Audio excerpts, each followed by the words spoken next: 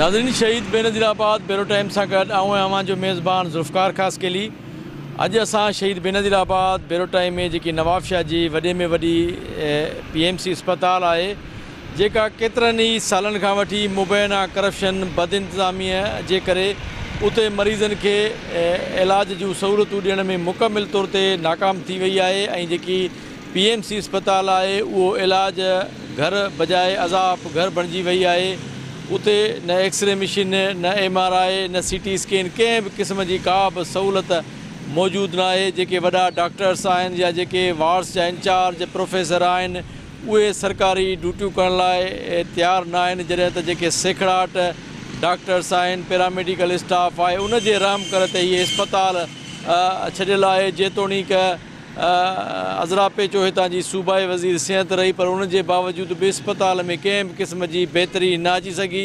अॼु असां कोशिशि कंदासीं त PMC अस्पताल जे उते मरीज़नि ऐं इंतिज़ामिया सां ॻाल्हि ॿोल कयूं त आख़िर मरीज़नि खे दरपदर छो पियो वञे। उन सां गॾोगॾु टंडो आदम जी जेकी सरकारी अस्पताल आहे उहा बि मसइलनि जो शिकार आहे। उते बि इलाज जूं सहूलियतूं मुयसरु न आहिनि। उतां जा माण्हू जेके आहिनि से दरबदर अथनि। करोड़नि रुपयनि जी बजट हुजण जे बावजूदि माण्हुनि खे डिस्प्रिन जी गोरी नथी मिले। असांजी कोशिशि हूंदी आहे त उन जेकी करप्शन आहे, जेकी बद इंतज़ामी आहे, उनखे कैमरा जे अख में क़ैद कयूं ऐं जेके ऐवाननि या तोड़े जेके ऑफिसुनि में वेठा आहिनि कामोरा, उन्हनि जो को ज़मीर जाॻायूं त हीअ ग़रीब ऐं मिसकीन माण्हुनि जे लाइ ठाहियल सरकारी अस्पतालूं आख़िर हितां जे ग़रीब ऐं मिसकीन माण्हुनि जे लाइ इलाज जूं सहूलियतूं छो नथियूं मुयसरु कनि। भावनगर असांखे मुफ़्त दवा ईंदो, रुपया बि कोन ॾींदा। को पथरी आहे, पथरी जा मसइला, गुर्दियान सूरस, वो तारे को लख रुपया दवाई 5 ॾींहं जा 5 ॾींहं पीछे वल बाद आओ। हुन असां वल बाद गरीब माण्हू रोज़ गाॾियां ते तेल भरा के गरीब असां कान ॾिठी ने। हाँ गरीब कान्हे, 12 लख थी वञे, 12 किथे वञूं असां। सरकारी अञा अॼु आई आहियां, दवा मूंखे सरकारी न मिली, मां खानगी दवा नौशारे मां। उन चयो त इहो इको बि कराए अच सीने जी नवाशा मां, ज़फ़र चनो आहे नौशारे जो, मां इलाज उन जो थी कयां। हा हा उन कुझु थियो आहे उते, बाक़ी हितां रुॻो मां इहो कढरायो आहे इको, ऐं हीअ था वरी सीने जो चयो हुई। अञा एक्सरो अञा हाणे पहुता आहियूं, ख़बर पए छा आहे छा न आहे, ख़बर पए पोइ माना जो थिए थो त पोइ वाह आहे, पोइ वरी इहा दवा वठंदी होॾां नौशारे मां। असांजी धणी न थोरी आहे, का शइ न आहे, 12 सुता पिया आहियूं, मिले कुझु कोन थो असांखे, गवर्नमेंट तरफ़ां मिले त असां चऊं न। हिते आया आहियूं नांदा, दवा असांखे घणी सम्झा सरकारी पई कोन मिले, पंहिंजे ई ख़र्च पियो हले, ग़रीब आहियूं, तगारी खणण वारा मज़दूर आहियूं, कुझु हेल्प कयो, असांजी मदद कयो। हिते चोथों ॾींहुं आहे, ख़बर नथी पए अञा ताईं त छा अथसि छा न आहे। डॉक्टर चेक त कनि पिया, भरल नांदा घटि वधि पिया कनि, न दवायूं बि घणियूं असां पाण पिया वठूं, ग़रीब आहियूं, भरल नांदा डॉक्टर त थोरियूं घणियूं पिया ॾियनि। भरल महिरबानी थी सघे त कुझु असांजी मदद करायो। ना पंहिंजे पैसनि जी थैली मिलनि थी, सरकारी बि दवा सभु मुंहिंजे पैसनि जी मिले थी। अला थैली पाणी वारी कोन थैली ही मिलनि थियूं, हू नथी मिलनि। असां वटि हिकिड़ो ॿियो एनर्जी जो हिकिड़ो आहे सिलसिलो डार्टी एनर्जी। उन ते हिकिड़ो प्रोग्राम ठहियो जंहिंमें सिविल अस्पताल नवाब शाह असांजी हिते ई आहे, उन में उहा पूरी मशीन आई जेका करोड़नि रुपए जी मशीन आहे, ऐं उहा हिते इंस्टॉल बि थी वई, हिन टाइम ते बि मौजूदु आहे। ऐं जेॾी महिल बि उते विज़िट कंदा त उन्हनि खे चवंदा त इनसिनरेटर जेका मशीन आहे उहा असांखे ॾेखारियो त उहा तव्हांखे हिते मिलंदी।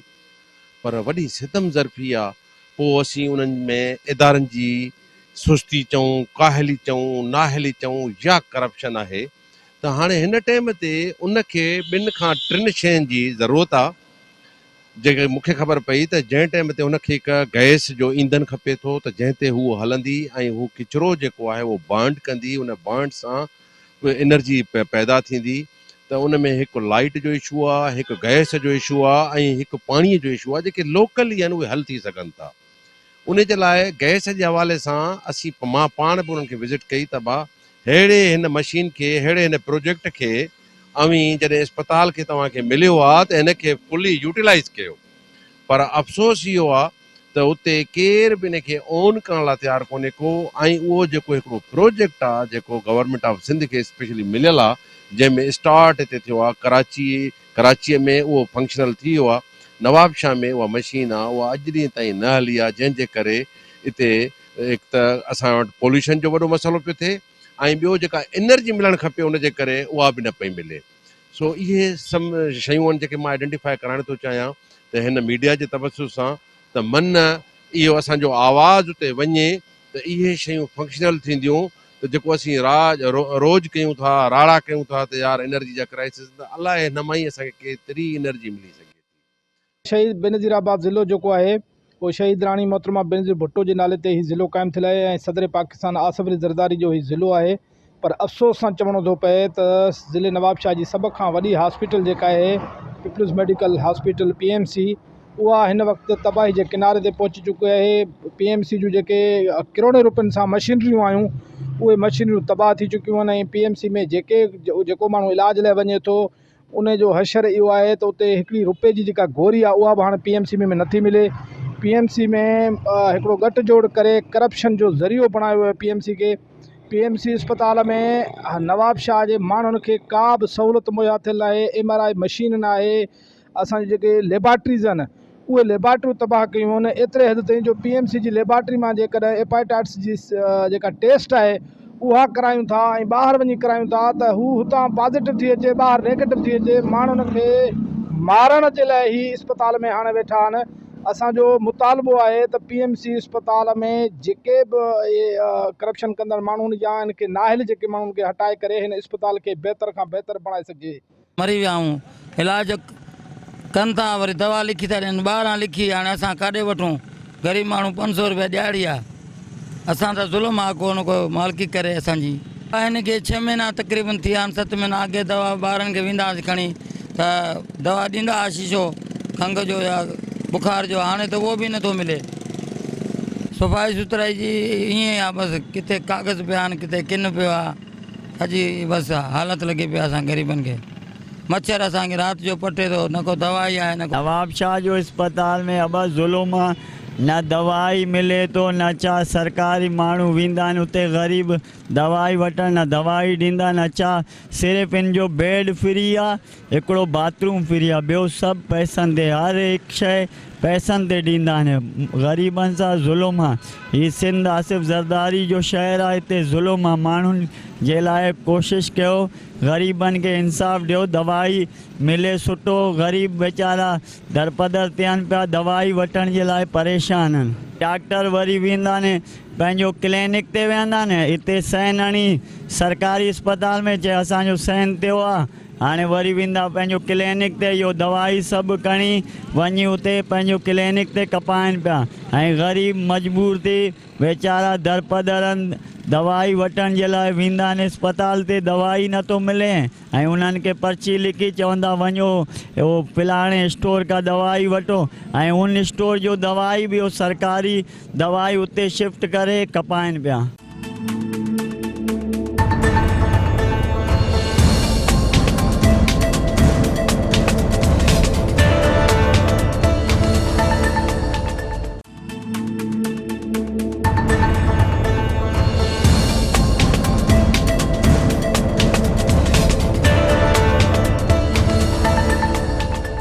नाज़रीन, PMC अस्पताल जी करप्शन जी दास्तान तव्हां माण्हुनि मरीज़नि जी वाता ॿुधा। हाणे असां रुख कंदासीं टंडो आदम में, असांजो रिपोर्टर आशिक़ भेण अस्पताल में मौजूदु आहे ऐं उन ॾे वेंदासीं, उनखां पुछंदासीं आशिक़ इहो ॿुधायो त छा सूरत हाल आहे टंडो आदम सरकारी अस्पताल जी? उते मरीज़नि सां, समाजी माण्हुनि सां बि ॻाल्हि ॿोल कयो, इंतिज़ामिया सां बि ॻाल्हि ॿोल कयो, त आख़िर हीअ सरकारी अस्पताल जा सहूलियतूं छो नथी ॾिए? जी ज़ुल्फ़कार, बिल्कुलु तव्हां दुरुस्त फरमायो त 5 लखनि जी आबादी रखंदड़ तालुको टंडो आदम जी वाहिद अस्पताल, जंहिंखे तालुका अस्पताल टंडो आदम सॾियो वेंदो आहे, जंहिं वटि किचन जे मद में लखें रुपया सालाना बजट त अचे पियो, जिते बावर्ची पघारूं त खणनि पिया, पर हिते रंधिणे जी का सहूलियत न आहे।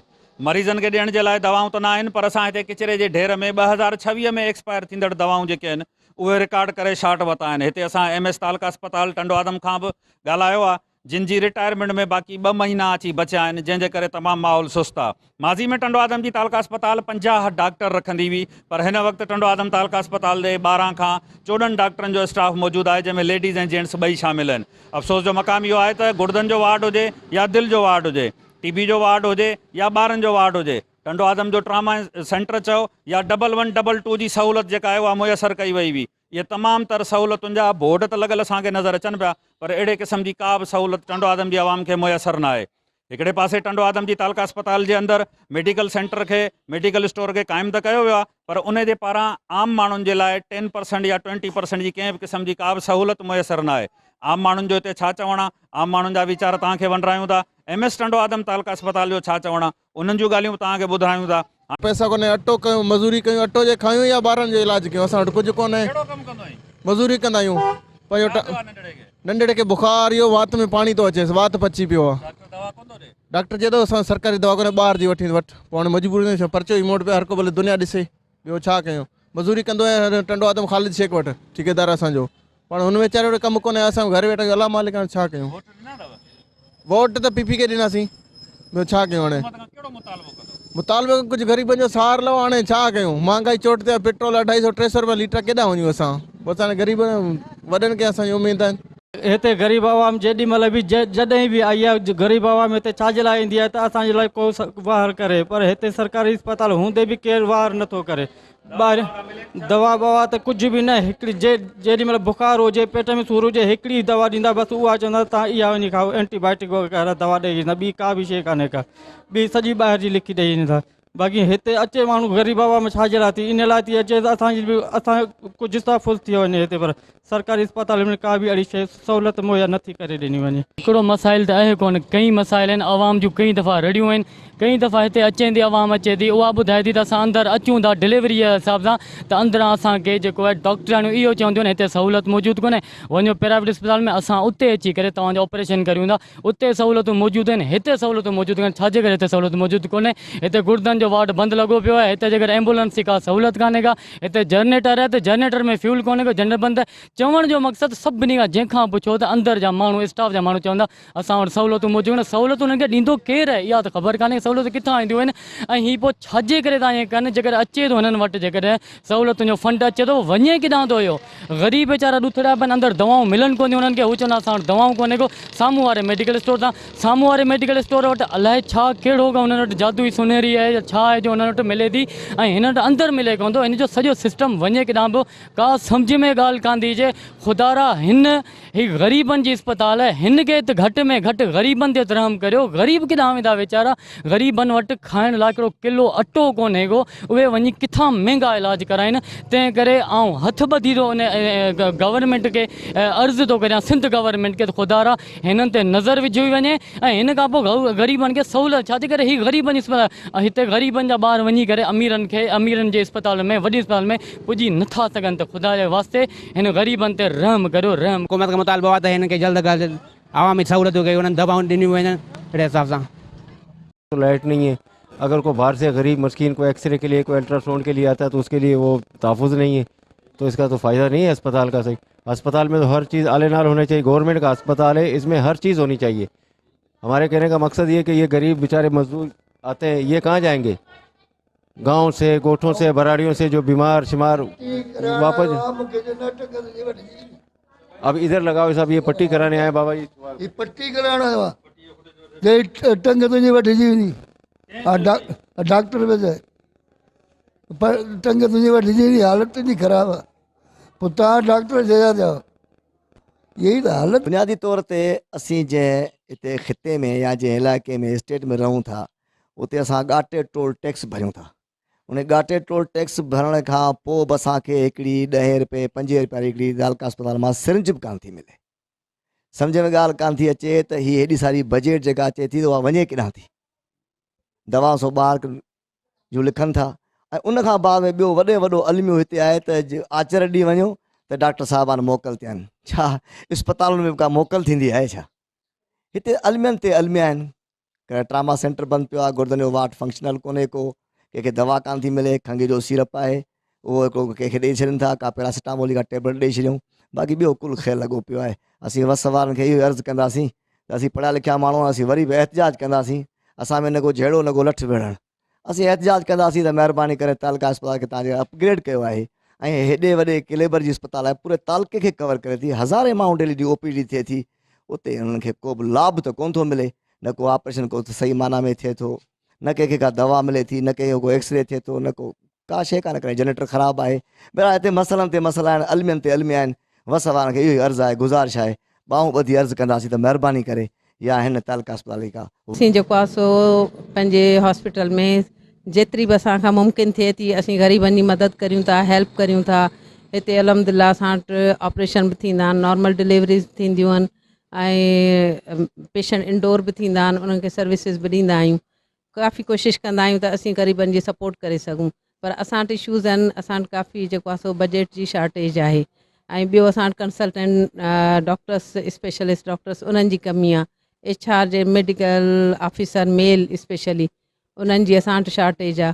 त मुंहिंजी पाण बल्कि इहा गुज़ारिश आहे त उन हवाले सां कुझु सपोर्ट थी वञे त असांजी हॉस्पिटल अञा बि वधीक सुठी तरक़ी कंदी। ॿियो मूं वटि हिकिड़ो यूरोलॉजी जो वार्ड आहे, ॿियो CCU वार्ड आहे, जंहिंजी बिल्डिंग अॼु खां 10-12 साल अॻु में हिते ठही हुई ऐं अलहमदिल्ला अॼु बि सुठी पोज़ीशन में बिल्डिंग पई आहे। पर उन लाइ असां काफ़ी अॻियां लिखियो बि आहे ऐं उन लाइ जेको उन्हनि जे समरियूं बि मोकिलियूं आहिनि, पर वधीक जेको फर्दर जेको उन जो थिए प्रोसेस उहो अञा ताईं पेंडिंग में आहे। अगरि तव्हां सभु मूंसां गॾु सपोर्ट कंदो, हेल्प कंदो त उन में असांजा कार्डिक पेशेंट एॾा वीचारा हूंदा आहिनि जेके ईंदा आहिनि रस्तनि में ई एक्सपायर थी वेंदा आहिनि, उन्हनि खे हिते फस्ट एड मिले ऐं कार्डियो जो वार्ड खुली वञे या नंढिड़ो हिकिड़ो NICVD ठही वञे त टंडो आदम जे माण्हुनि खे बहितरी थी वेंदी। फंड वग़ैरह तव्हां अप्रोच कई आहे सिंध हुकूमत खे त फंड जी शार्टेज आहे या छा आहे, कीअं मसाइल कीअं टेकल कंदा? असीं लिखंदा आहियूं, असांजी डेली OPD वेंदी आहे जेका हाणे त ऑनलाइन सॼी उन ते थिए थी, उन जे हिसाब सां हू सॼो असिस्ट कंदा आहिनि।